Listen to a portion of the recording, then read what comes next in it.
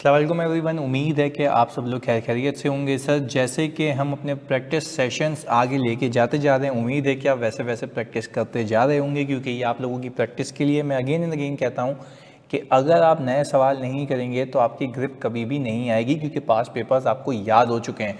तो एक कंसोलिडेशन का सवाल है आपके सामने, जिसके अंदर वो कहता ही है कि भाई Popu limited has investments in two companies, Dopu and Lobu limited. सही है जी। The draft summarised statement of financial position of three companies at 30 June 2019 as shown below. यानी इसका ईयर एंड है 30 जून 2019 और ये बैलेंस शीट का सवाल है। इससे पहले वाले जो प्रैक्टिस सेशन के अंदर हमने पीएनएल कवर किया, तो ऐसे में बहुत सारे सवाल करवाता रहूँगा, इंटेंजिबल्स वगैरह सब कवर करेंगे आगे।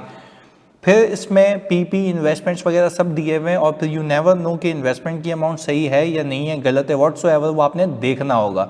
अच्छा भाई, इसके बाद फिर हमने कहा कि फर्दर इंफॉर्मेशन में लिख के देता है कि details of Popu's limited two investment are set out below. यानी जो हमारी पेरेंट एंटिटी है, जो भी इन्वेस्टर है, उसकी इन्वेस्टमेंट की डिटेल आपको कुछ ये दी हुई है। डेट ऑफ एक्विजिशन दी हुई है जनवरी 1, 2019 डोपू लिमिटेड की, और लोपू लिमिटेड की दी हुई है जुलाई 1, 2018। यानी अगर मैं देखूं तो मेरा ईयर एंड 30 जून 2019, और ये जो डोपू लिमिटेड में इन्वेस्टमेंट की गई है वो की गई है जनवरी 1, 2019 में, यानी इस साल के ख़त्म होने के 6 महीने पहले। तो अगर मैं मेरे बच्चों यहाँ पर ये देख लूँ कि नंबर ऑफ शेयर्स एक्वायर किए गए हैं 12,800, ऐसा ही है। और इस कंपनी के टोटल नंबर ऑफ शेयर्स देख लूँ, जो कि डोपू लिमिटेड है दूसरे नंबर पे आ रही है, उसके टोटल नंबर ऑफ शेयर्स आ रहे हैं, एक शेयर 10 रुपये का यहाँ पे बता रहा है ये, तो ये आ गया 320। सही जी। यानी हमने कहा 32,000, हमने इसको इससे जब डिवाइड किया तो ये आ गई 40%, यानी ये हो गई सर हमारी एसोसिएट। ये बात तो समझ आ गई कि सर ये जो हमारी डोपू लिमिटेड है ये हमारी है एसोसिएट। सही है जी, एसोसिएट है डोपू लिमिटेड, क्योंकि एग्जामिनर भी आपके अजीब अजीब से नाम रखता है, तो इसीलिए आई हैव ट्राइड कि मैं आपके नाम अजीब से ही रखूं, आपके मतलब आपके सवालात के नाम। अच्छा भाई, लोपू लिमिटेड के अंदर मैंने 10,800 शेयर्स परचेज किए हुए हैं, तो मैंने कहा 10,800 shares divided by Lopu limited, तीसरी कंपनी अगर हम देखें तो हमारे पास आ रहे हैं भाई इसके शेयर्स 18,000। तो ये सर हमारी 90% की इन्वेस्टमेंट है, ये 90% की इन्वेस्टमेंट है हमारी, ये आ गई हमारी, सही है जी, सब्सिडरी। मैं नाम चेक कर लूँ, डोपू और लोपू, सही है जी, ओके। हमने कहा इसके अंदर ये कह रहा है, अच्छा यानी समझने की बात ये है कि जुलाई 1, 2018 का मतलब ये है साल का शुरू, इस साल का शुरू, क्योंकि आपका ईयर एंड जुलाई 1, 2018 से लेके 30 जून 2019, यानी सब्सिडरी साल के शुरू में खरीदी गई है, एसोसिएट साल के बीच में, यानी 6 महीने बाद खरीदी गई है। कंसिडरेशन बताई हुई है इसमें आपको 7,50,000 प्लस 1,80,000, तो कुल मिला के 930। देखिए मेरी बैलेंस शीट में 930 मैच होता है, मतलब इसमें अभी तक इन्वेस्टमेंट में कोई भंड नहीं है। Retain earning at the date of acquisition दी हुई है दोनों की 296,000 और 123,000, इसमें भी कोई पंगे वाली बात नहीं है।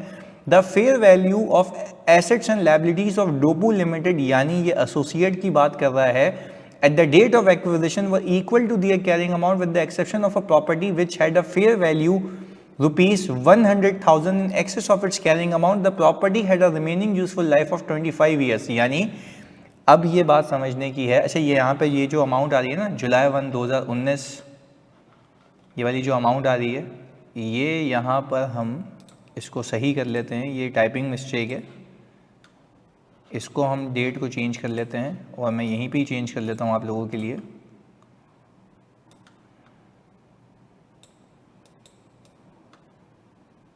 इसको मैं ज़रा चेंज कर लूँ, और जो मैं आपको पीडीएफ दूंगा उसके अंदर ये चेंज ही होगी। इसको मैं कर लेता हूँ कि भाई जनवरी 1, 2019, सही है, ये हमने जनवरी 1, 2019 कर दिया, remaining useful life at that date, सही है जी। तो अकॉर्डिंगली आगे फिर हमने कहा जब property with a fair value in excess of, सही है, property had a remaining useful life of 25 years on, remaining useful life है, तो हमने डेट इसकी अपडेट कर दी। आगे the fair values of assets and liabilities and contingent liability of Lobo limited, ये subsidiary की बात होती है। तो सर हमने एक चीज़ सीखी हुई है कि हम एसोसिएट की बात कब करते हैं, जब मैं ग्रुप रिजर्व बनाऊंगा।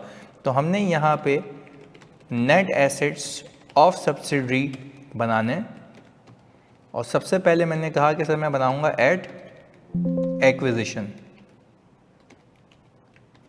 सही जी। हमने कहा भाई शेयर कैपिटल, सवाल में गए, हमने कहा कि सर ये जो तीसरी कंपनी है इसका शेयर कैपिटल आ रहा है 1,80,000। रिटेन अर्निंग्स, सर ये गिवन है आपको, ये रही आपकी retained earning at the date of acquisition, आपको दी हुई है 123,000 की। ऐसा ही है भाई।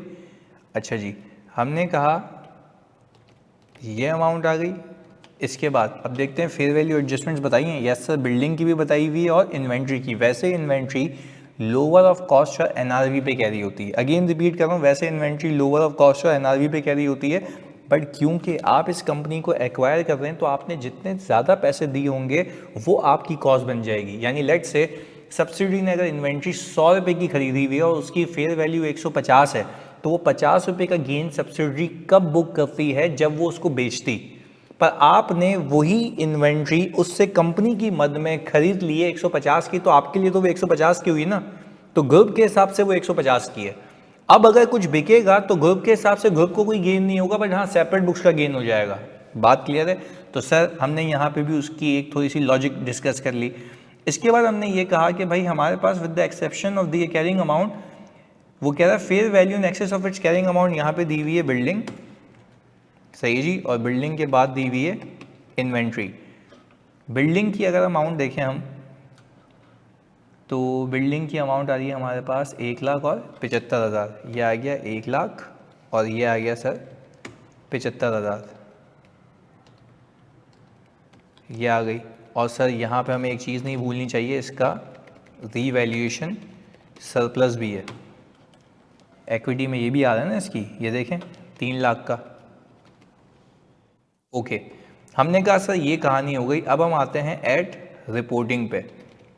We need to follow the sequence. Share capital remain same. अब तक अगर मैंने कोई इन्फॉर्मेशन नहीं पढ़ी है। रिटेन अर्निंग रिपोर्टिंग डेट की कितनी दी हुई है इसकी, 107,600।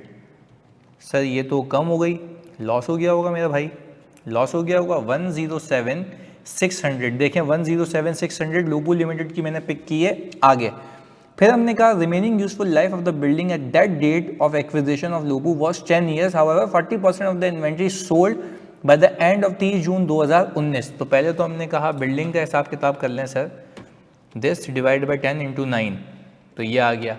सही है जी, बल्कि ये है और ये तो सेम रहा।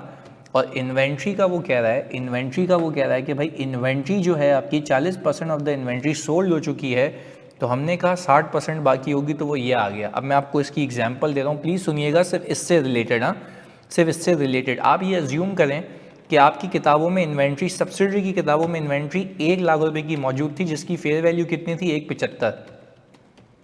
तो आपने फेयर वैल्यू एडजस्टमेंट कितने की, क्योंकि ग्रुप को इतने की पड़ गई, ग्रुप को कितने की पड़ गई, 1,75 की। ऐसा ही है। अच्छा, जब आप रिपोर्टिंग पे आए, तो रिपोर्टिंग पे आते आते, मैं फिर रिपीट कर रहा हूँ, रिपोर्टिंग पे आते आते सब्सिडरी ने कितने परसेंट बेच दिए, 40% सोल्ड। मैं पीएनएल का इम्पैक्ट भी यहाँ बता दूंगा। तो क्या आप ये बात मानते हैं कि सब्सिडरी ने सेल्स बुक की होगी इस फेयर वैल्यू का, क्योंकि उसके लिए तो सेल्स है ना, फेयर वैल्यू का 40%, ऐसा ही है। और फिर COGS बुक की होगी कॉस्ट का 40%, ऐसा ही है, कॉस्ट का 40%। हमने कहा कि सर हम ज़रा यहाँ पे ये कर लेते हैं। तो GP बुक हुआ होगा सेपरेट बुक्स के अंदर 30,000 रुपये। ये 30,000 रुपये रिटेन अर्निंग, ये 30,000 रुपये रिटेन अर्निंग ऑफ सब्सिडरी में ऑलरेडी शामिल होगा, जो आपको ये दी गई है, ये वाली 107,600 में ऑलरेडी शामिल होगा। पर आप मेरी बात को समझें, यहाँ पे परखें। मैंने कहा कि भाई अगर मैं ये देखूं कि रिपोर्टिंग डेट पे सब्सिडरी की किताबों में इसका 60% बाकी है, जबकि पेरेंट एंटिटी की किताबों में इसका 60% होना चाहिए, तो क्या मैं कह सकता हूँ सिंपली इसी का जो डिफरेंशियल था मैं इसका 60% ले लूँ, तो ये fair value adjustment reporting date की आ जाएगी मेरे पास, कितने की, 45,000 की। अब इस फेयर वैल्यू एडजस्टमेंट को, जो 45,000 को मैंने यहाँ पे रखा है, इससे होगा क्या, आप जब रिपोर्टिंग डेट से इसको माइनस करेंगे, ये जो 30,000 रुपये का जीपी बुक हुआ होगा वो रिवर्स हो जाएगा, ऑटोमेटिकली रिवर्स हो जाएगा। क्यों? क्योंकि ग्रुप के हिसाब से मेरे बच्चों ये गेन था ही नहीं। तो यहाँ पे जो मैंने आपको शॉर्टकट अप्रोच सिखाई है, तो वो रिटेन अर्निंग में ऑटोमेटिकली नेट हो जाएगा। यानी इस रिटेन अर्निंग में ये गेन है, जब आप इन दोनों का डिफरेंस लेंगे तो ऑटोमेटिकली ये गेन नलिफाई हो जाएगा, क्योंकि ग्रुप के हिसाब से कभी ये गेन था ही नहीं। तो यहाँ पे 45 रखने का मकसद ये है कि वो उसको ऑटोमेटिकली नेट कर देगा। बात क्लियर है? तो ये मैंने आपको लॉजिक दे दी है ताकि आपको आगे आसानी हो और आपको समझ आ जाए। सही है जी? तो मैंने यहाँ से इसको हटा दिया। और अगेन 45 में से रिपोर्टिंग से जब आप एक्विजिशन माइनस करेंगे तो अल्टीमेटली आपका 30,000 का गेन जो सेपरेट बुक्स में बुक हुआ हुआ है कंसोलिडेटेड बुक्स में ऑटोमेटिकली रिवर्स हो जाएगा, और आपकी इन्वेंट्री जो बची कुछ 60,000 रुपये पे मौजूद है वो 45 से इंक्रीज होकर 1,05,000 पे आ जाएगी। बात क्लियर है जी? तो हमने यहाँ तक इसका फिनोमेना कर लिया और मैं इसको अब डिलीट कर देता हूँ। This was just for the sake of your understanding, बल्कि डिलीट भी नहीं करता, क्योंकि कुछ हमारे बच्चे ऐसे होते हैं जो इतने चीता समझते हैं अपने आप को कि सिर्फ वो पीडीएफ देखते हैं। तो हम उनके लिए रहने देते हैं और उनके लिए एक सुंदरता से यहाँ पे बना देते हैं इन्वेंट्री एडजस्टमेंट अंडरस्टैंडिंग। सही है जी? ये हमने अलग कर लिया आप लोगों के लिए। चलें आगे। हमने कहा सर फेयर वैल्यू एडजस्टमेंट हो गई, कोई कंटीन्यूअल लायबिलिटी नहीं है। इम्पेयरमेंट रिव्यू इंडिकेट करती है कि Dopu limited has been impaired by 24,560। ये तो एसोसिएट की बात हो रही है, कटा दो उसको भी। During the year Dopu limited, अच्छा डोपू लिमिटेड फिर एसोसिएट की बात हो रही है, sold goods to Popu limited, यानी पेरेंट एंटिटी को बेचा है। यानी अगेन ये एसोसिएट से पेरेंट एंटिटी की ट्रांजैक्शन है। All the sales made by Dopu limited are cost plus, इसने बता दिया, इसको भी हटा देते हैं। इन एडिशन ऑन 29 जून के ऊपर पोपू लिमिटेड यानी पेरेंट एंटिटी ने डिस्पैच किए हैं गुड्स टू लोपू यानी subsidiary amounting to ₹10,000। These goods were not receive by Lopu until two, यानी ये है गुड्स इन ट्रांजिट, ये है गुड्स इन ट्रांजिट। सही है जी? अच्छा, अब समझने की बात यह है कि ये ट्रांजैक्शन है पेरेंट टू सब्सिडरी की। तो गेन किसने बुक किया होगा? गेन किसने बुक किया होगा? सर पेरेंट एंटिटी ने बुक किया होगा, तो ग्रुप रिजर्व में एडजस्टमेंट आएगी। अभी इसकी कोई भी एडजस्टमेंट मेरे बच्चों नेट एसेट्स में नहीं आएगी, जो कि मैं ढूंढ रहा हूं अभी तक। आगे और कोई एरर भी नहीं है। अच्छा, 7वीं एडजस्टमेंट यहाँ पे आ रही है, मैं ज़रा इसको यहाँ कर लूँ,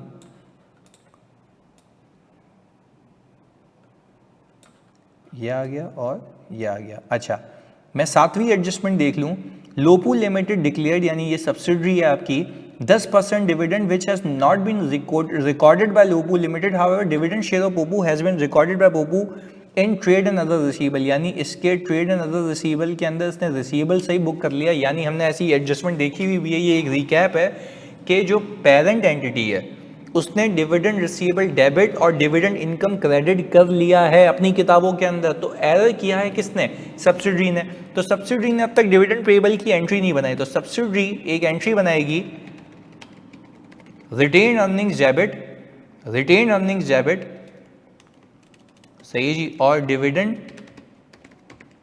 पेएबल क्रेडिट। अच्छा भाई, रिटेन अर्निंग अगर डेबिट कर लिया हमने तो वो आ जाएगा 1,80,000 रुपये। कितना डिविडेंड दिया भाई? 10% का, 1,80,000 रुपये 10%। ये सारे तमाम शेयर होल्डर्स के लिए होगा, ऑब्वियस सी बात है, ये तमाम शेयर होल्डर्स के लिए होगा। ऐसा ही ये तमाम शेयर होल्डर्स के लिए होगा। अच्छा, अब एक और बात याद रखिएगा, ये जब हमने यहाँ से माइनस किया 18,000 तो हमने कहा डिविडेंड एडजस्टमेंट। पर आपने एक और चीज़ याद रखनी है, जैसे ही आपने डिविडेंड पेएबल क्रिएट किया, ये नेगेटिव का कितना परसेंट? 90%। ये नेगेटिव का 90% अल्टीमेटली किसको मिलेगा? पेरेंट को, ग्रुप रिजर्व में जाएगा, और इसी का 90% पेरेंट इनकम बुक करके बैठा होगा, तो प्लस माइनस जीरो हो जाएगा। बट रिसीवेबल पेएबल आप एलिमिनेट करेंगे तो आप एक और एंट्री बनाएंगे मेरे बच्चों, डिविडेंड पेएबल डेबिट और डिविडेंड रिसीवेबल क्रेडिट। कितने से? इसका 90%। तो 16,200 से आप ऑल टुगेदर रिसीवेबल पेएबल को भी हटाएंगे। सही जी? या तो मैंने आपको ये भी सिखाया था कि आप एक क्यूमुलेटिव एडजस्टमेंट भी बना सकते थे यहाँ पे, कि आप जो है रिटेन अर्निंग्स को डेबिट करें, सही है, डिविडेंड पेएबल को सिर्फ इसका 10% रखें जो कि बुक नहीं हुआ हुआ, सही है जी, और बाकी जो आपके पास डिविडेंड रिसीवेबल पेरेंट ने बुक किया हुआ है उसको हटा दें। तो ये भी एंट्री बन सकती थी क्यूमुलेटिवली, तो इस पर हमने बड़ी डिस्कशन की है, तो एक रिवीजन सेशन है ये, तो आप में इसमें ख्याल रखना है। अच्छा जी, इसके अलावा कोई और एडजस्टमेंट नहीं है तो I can go with the sum. अच्छा भाई, तो हमने ये कहा कि एक्विजिशन डेट की कहानी ये है, रिपोर्टिंग डेट की कहानी ये है, तो हमने इसमें से यहाँ पे ये भंड मार दिया ना, वही बोलूँ कि अमाउंट क्यों कम होनी चाहिए, तो हमने कहा यह आ गया post acquisition loss, post acquisition loss. अच्छा भाई, इसमें आपने पेरेंट और एनसीआई, आपने कहा पेरेंट का हिस्सा है 90%, एनसीआई का है 10%, तो आपने ये कर लिया और ये कर लिया, यहाँ तक कोई इशू नहीं होना चाहिए आपको। अच्छा भाई, अब आगे, अब आपने कहा कि सर इन सारी एडजस्टमेंट्स के बाद अब आ जाएं सर आप गुडविल पे, अब आ जाएं आप गुडविल पे। गुडविल निकालने के लिए आपने कहा कि सर लेट्स पार्क कंसिडरेशन, अगर मैं सवाल में जाता हूँ तो कंसिडरेशन दी हुई है यहाँ पे 1,80,000, सही है ना, सब्सिडी लूप हुई है ना 10,800 वाली, और हमने इसको डिवाइड किया हुआ है 1,80,000 से, 12,000 से,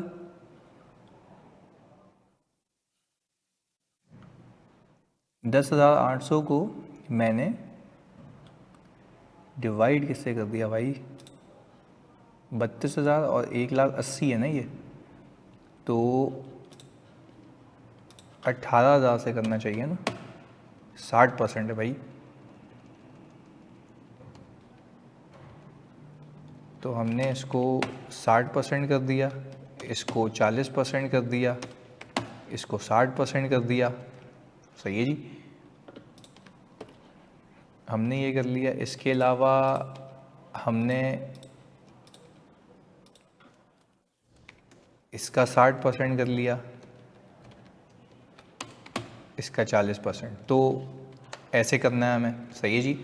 गलती देखो, एक आपने अगर परसेंटेज गलत ली तो काम तमाम, सही है जी, तो ये अच्छा हुआ मैंने रीचेक कर लिया। अच्छा भाई, अब मैंने कहा कंसिडरेशन ये है, नेट एसेट्स का 60% में ले लूँ, तो मैंने कहा नेट एसेट्स का अगर मैं 60% लेता हूँ तो वो ये आता है, तो सर मेरे पास all together bargain purchase gain आ रहा है, ये कहाँ चले जाएगा भाई, ग्रुप रिजर्व में।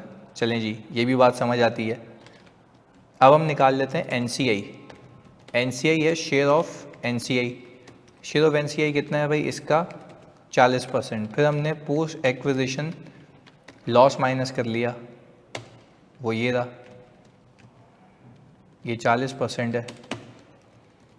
चलें जी, हमारी एनसीआई कम होके इतनी हो गई, सब्सिडी को हो गया लॉस। अच्छा भाई, इसके बाद सर हम बना लेते हैं ग्रुप रिजर्व्स, सही है जी। ग्रुप रिजर्व बनाने के लिए हमने कहा कि सर आप यहाँ पे रख लें retain earnings of parent entity, retain earning of parent entity. अच्छा, retain earning of parent entity आपके पास आ रही है 830,400, 830,400। अच्छा, मैं यहाँ पे ज़रा ताकि मैं गलत नहीं कर लूँ, तो मैंने कहा कि भाई सरप्लस है 107,600 है रिपोर्टिंग पे, सही है जी, सरप्लस आ गया 107,600 और 180, और बाकी नॉर्मेलिटी में चल रहा है, बिल्कुल सही है। हाँ जी, अब कहानी सही है। पोस्ट एक्विजिशन लॉस कितना है भाई, पेरेंट का ये आ गया, फिर आपने बारगेन परचेज गेन, और जाहिर सी बात है लॉस मेकिंग कंपनी है तभी सस्ते में भी पड़ी और मुझे बार्गेन परचेज गेन हो गया। अब जब जब रिवाइव वो हो हमें तो अकाउंटिंग करनी है।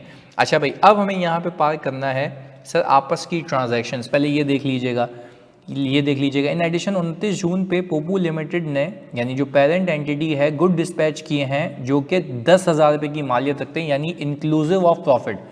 These goods were not received by Lopu until 2nd July and the related purchase invoice was not accrued for as the year end। सही है जी। अच्छा, अब जाहिर सी बात है जब उसके पास पहुँचे ही नहीं है तो उसने अक्रूड भी नहीं किया होगा इसको इन्वॉइस में। अच्छा जी, अब हम ये देखें कि these goods in transit had been originally purchase by Popu at a cost of rupees 6,000। यानी अब हम ये कह रहे हैं कि पेरेंट टू सब्सिडरी की ट्रांजैक्शन है। सही है जी। अच्छा, अगर मैं ये देखूं कि 6,000 रुपये की कॉस्ट के गुड्स, सही जी, उसने कितने के बेचे हैं? 10,000 रुपये के। ऐसा ही है, यहाँ पे देख लें आप, ओरिजिनली उसने कितने के परचेज किए थे? 6,000 रुपये के। बेचे टिकाए कितने हैं? 10,000 रुपये के। तो क्या हम ये कह सकते हैं, कि सर अगर मैं मार्जिन निकालना चाहूँ तो ये मैंने क्या किया हुआ है, नीचे रखी हुई है सेलिंग प्राइस, ऊपर रखा हुआ है कॉस्ट। सही है जी, नीचे सेलिंग प्राइस है। अच्छा, अब अगर मैं सिंपली एक काम ये करूं, सेलिंग प्राइस प्लस और मैं प्रॉफिट रख लूं, तो प्रॉफिट है मेरे पास ये। सही जी, कॉस्ट आ गई मेरी ये। सही है, तो मैंने कहा कि भाई 40% का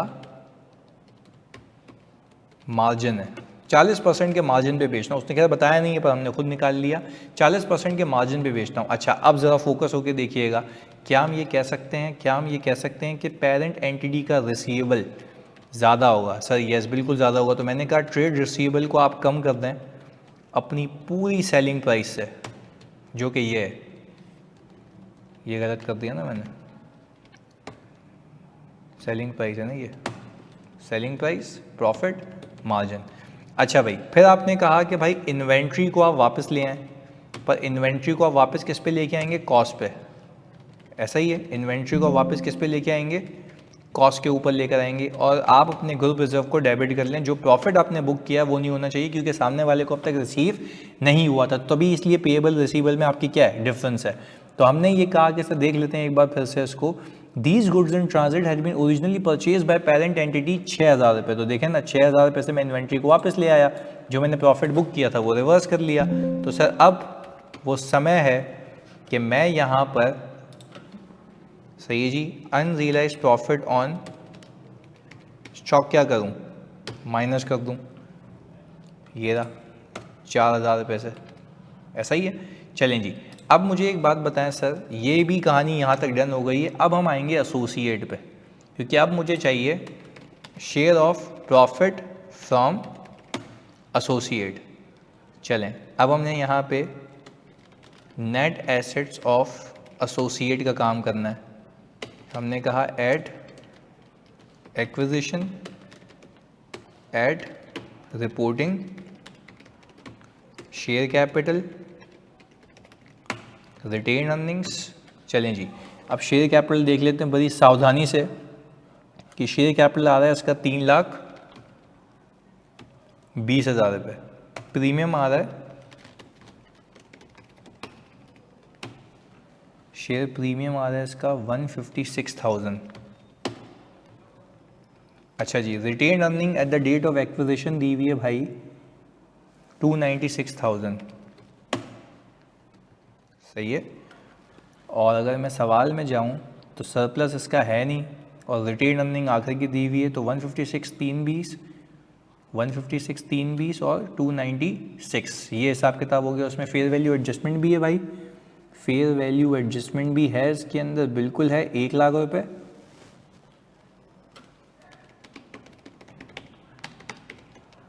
और ये बिल्डिंग है, चेक कर लेते हैं, ये बिल्डिंग है। तो अगर ये बिल्डिंग है प्रॉपर्टी है, सही है जी, ओके। तो हमने कहा 1,00,000 रुपये इसकी लाइफ थी 25, तो हम इसको फिर एडजस्ट कर लें ज़रा। तो हमने 1,00,000 रखा, यहाँ पे 25 डिवाइडेड बाय 24.5, सही जी। 6 महीने की डेप्रिसिएशन के बाद premium will remain same. Retained earning आपने रिपोर्टिंग की उठानी है ऑब्वियसली, 535,600, 535,600 ये आ गया। ओके अब हमने कहा कि भाई क्योंकि अब एसोसिएट का काम होता है तो हम इसमें कोई फेयर वैल्यू एडजस्टमेंट के अलावा और कुछ नहीं करते हैं, बाकी हम अलग से एडजस्टमेंट देखते हैं कि पेरेंट एसोसिएट, एसोसिएट पेरेंट वाला हिसाब किताब। और अगर मैं मल्टीप्लाई करूं तो ये एसोसिएट में इन्वेस्टमेंट 40% है, तो मैंने अपना हिस्सा देखना है, और शुक्र है कि इस बार कोई डिविडेंड नहीं है। अच्छा अब मैं देखूं कि मेरा share of profit from associate ये बनता है एक्विजिशन पे और रिपोर्टिंग पे, ऐसा ही है। तो मैं अगर ये देखूं तो मेरे पास आ गया ये पोस्ट एक्विजिशन प्रॉफिट। अच्छा ये share of profit from associate है, अनडिस्ट्रीब्यूटेड इसलिए नहीं है क्योंकि इसमें कोई डिस्ट्रीब्यूशन नहीं है, और इसके अंदर इसके डेप्रिसिएशन का जो इंक्रीमेंटल डेप्रिसिएशन है उसका 40% भी आ चुका है यहाँ पे। क्योंकि आप अगर देखें तो अगर आप इसमें से ये माइनस करें तो आपने नीचे इसका 40% कर लिया तो ऑटोमेटिकली वो आ चुका है, आपको पंचायत करने की नीड नहीं है। अच्छा भाई तो अब अगर मैं यहाँ पे फोकस करूँ, मेरे बच्चों फोकस करूँ तो आपके सामने की बात है कि मैंने इसमें इन्वेस्टमेंट कितने की हुई थी, 7,50,000 रुपये आपके सामने है। आपने कहा 7,50,000 रुपये में से मुझे शेयर इतना मिला है तो उससे बाकी पैसे गुडविल के हैं वो रहेंगे, और मैंने कहा कि भाई share of profit from associate आप यहाँ डाल दें ग्रुप रिजर्व में, ये आ गया 6 महीने का, सही जी। इसमें सारी एडजस्टमेंट्स हुई हैं बट सिवाय इन दो के जो नीचे हुई हैं। इम्पेयरमेंट रिव्यू इंडिकेट करता है कि भाई इसकी इम्पेयरमेंट, इसकी जो इन्वेस्टमेंट है 24,560 से इम्पेयर हो चुकी है, तो हमने कहा 24,560 से इम्पेयरमेंट ऑफ एसोसिएट, ये मैंने पार्क कर ली। आगे आ जाएं जी।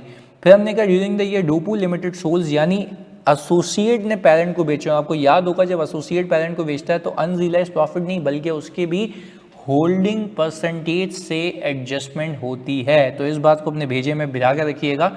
आगे तो हमने कहा कि भाई during the year Dopu limited sold Popu limited for ₹24,000, ये सेलिंग प्राइस है। At year end Popu limited held half of these goods in its inventory, यानी 24,000 का आधा कर लें तो आपके पास आ गया 12,000, ऐसा ही है।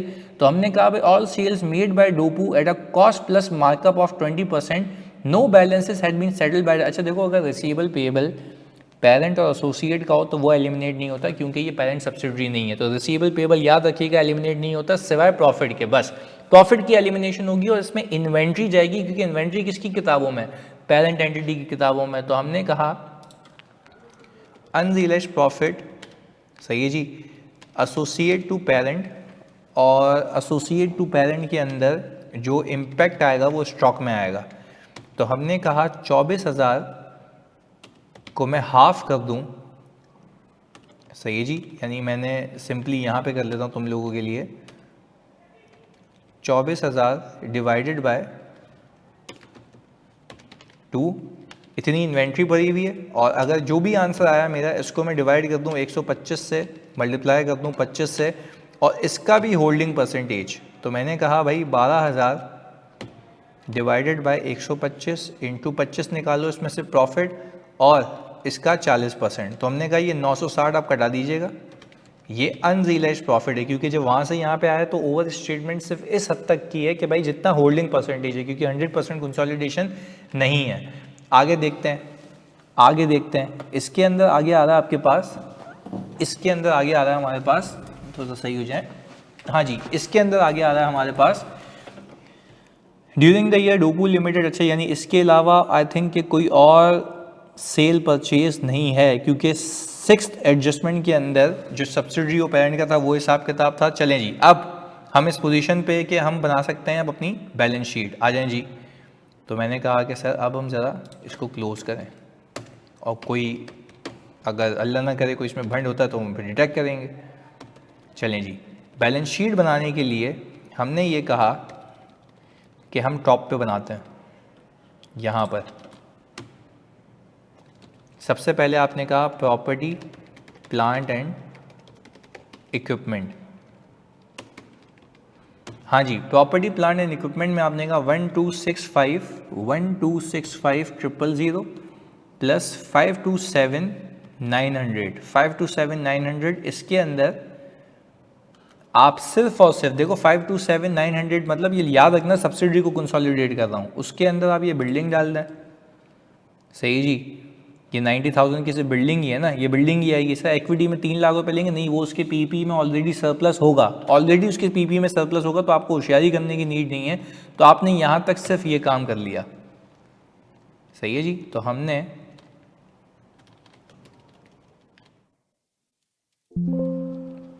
इसमें से ये हटा के, ताकि आप लोगों को याद रहे, और अगर कोई भंड होता है तो हम अलग से उसको देख लें।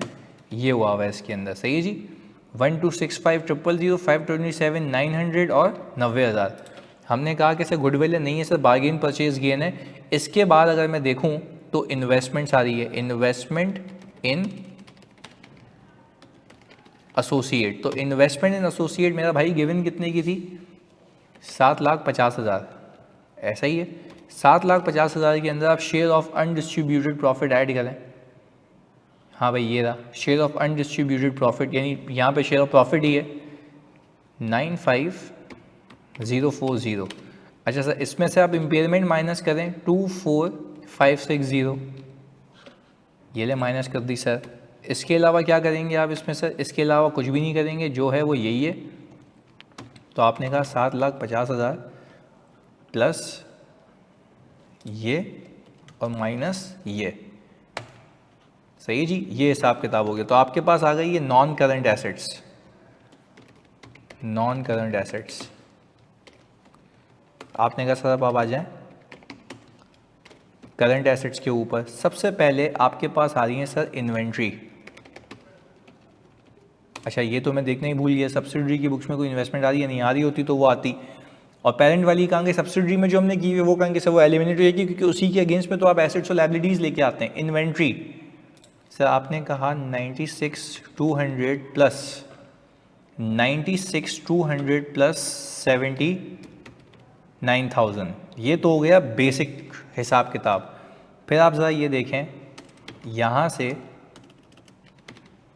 क्या कोई आपके पास एडजस्टमेंट है? ये रही 45,000 रुपये की, वो जो एक्विजिशन डेट वाली इन्वेंट्री थी उसकी एडजस्टमेंट है, ये आ गई।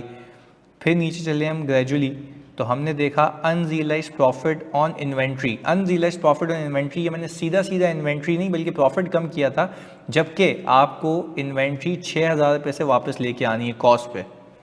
ऐसा ही है, तो हम ये लेके आ गए यहाँ पे। सही जी, बाकी एडजस्टमेंट जो है वो प्रॉफिट की है, वो वहाँ देखेंगे। अच्छा भाई, इसके अलावा एक और इन्वेंट्री की एडजस्टमेंट है, वो है 960 की, वो ये आ गई।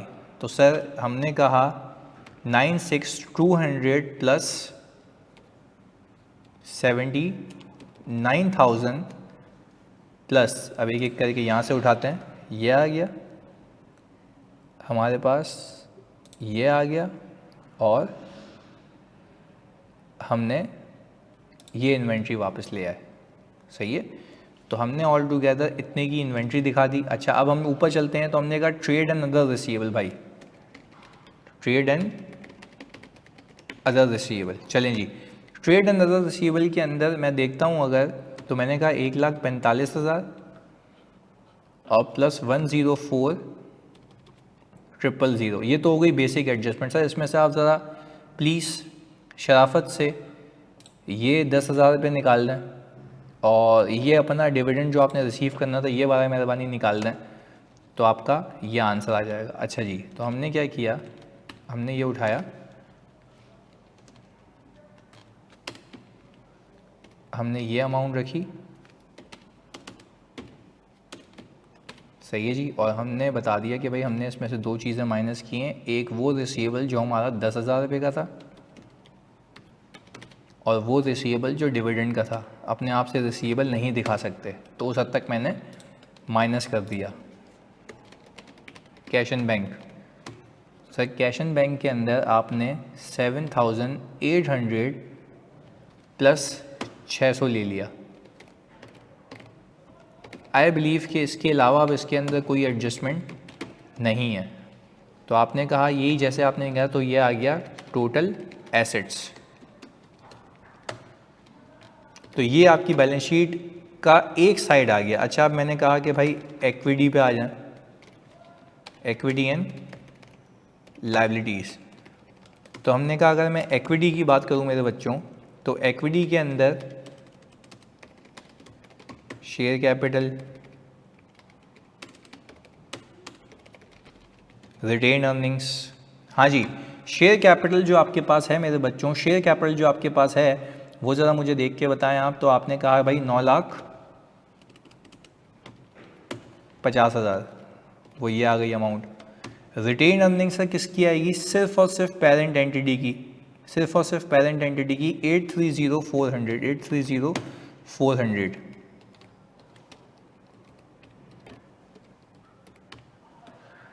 अच्छा जी, हमने कहा 830,400 आ गई हमारे पास, ये आ गई। अच्छा जी, 830,400 के अलावा हमने देखा कि प्रीमियम भी है, शेयर प्रीमियम पेरेंट एंटिटी के बुक्स में आ रहा है। तो हमने कहा 3,90,000। हमने कहा सर इसके अलावा क्या है आपके पास? इसके अलावा सर एनसीआई है, और एनसीआई की वर्किंग ऑलरेडी हम करके बैठे हुए हैं, वो ये रही। हमने कहा सर हमारे पास टोटल इक्विटी आ गई इतने की। सर ये तो मैच ही नहीं है भाई, अभी लायबिलिटीज़ बाकी हैं, अभी लायबिलिटीज़ बाकी हैं। तो अगर लायबिलिटीज़ में जाते हैं आप, तो आपके पास आ रहा है ट्रेड एंड अदर पेएबल। तो आपका जब ट्रेड एंड अदर पेएबल आ रहा है, तो आप ट्रेड एंड अदर पेएबल में देखें सर, आपके पास 198,600 की अमाउंट आ रही है, 198,600 की अमाउंट आ रही है, और 118,400 आपने यहाँ से उठाया। इसमें आप प्लस कर दें आपका ये डिविडेंड पेएबल भाई, क्योंकि एनसीआई को तो आपने पे करना ना, जो कि रिकॉर्ड ही नहीं हुआ था। तो मैं यहाँ पे कर भी देता हूँ आप लोगों के लिए, प्लस 7,200 ये अमाउंट आ गई, और ये अमाउंट आ गई। चलें जी, इसके बाद आ गया टैक्स पेएबल। हमने कहा कि सर अगर मैं टैक्स पेएबल देखूं तो ये आ गया 75,000, और ये आ गया 5,500। तो मैंने कहा कि सर अगर हम इनको सम करें तो इनका टोटल आता है ये, सही जी। हमने कहा ये है हमारी लायबिलिटीज़। तो अगर मैं इसका और इसका सम करूं तो ये बैलेंस अभी होता है आउट, और हमें अब फिर ये इंक्वायर करना पड़ेगा कि भाई ये आउट क्यों है। हम अभी इंक्वायर कर लेते हैं। अच्छा जी, एक एक करके देख लेते हैं, एक एक करके देख लेते हैं। 535,600 इसकी रिटेन अर्निंग थी हमारे पास, और ये थी 296। अच्छा जी, तो पहले तो डिफरेंस देख लेते हैं, डिफरेंस कितने का है। क्योंकि एक्सेल है तो it will be easy for us to detect. ये अमाउंट्स आ रही हैं 390। अच्छा लो भाई, माशाल्लाह रिटेन अर्निंग लिया हुआ है, ग्रुप रिजर्व लेना चाहिए।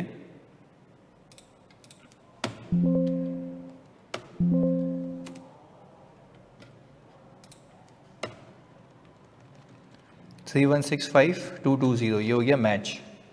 तो बस भंड ये मारा हुआ था भाई ने कि ये रिटेन अर्निंग ले लिया था, जबकि लेना चाहिए था ग्रुप रिजर्व। तो खैर ये आप प्रैक्टिस करें, और आपको और मैं मज़ीद प्रैक्टिस कराऊंगा जी। जज़ाकल्लाह।